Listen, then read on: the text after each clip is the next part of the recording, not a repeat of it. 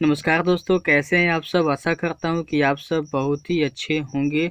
दोस्तों, आज की इस वीडियो में एक बहुत ही अच्छा सिरप बताने वाला हूँ, जो कि बहुत ही ज़्यादा इफ़ेक्टिव यह सिरप है। दोस्तों, आप सब जानते हैं कि मैं बहुत ज़्यादा सिरप पे बहुत ज़्यादा वीडियो बना चुका हूँ। उनमें से एक यह सिरप बहुत ही ख़ास है और बहुत ही ज़्यादा इफ़ेक्टिव है। दोस्तों, यदि आपको सर्दी,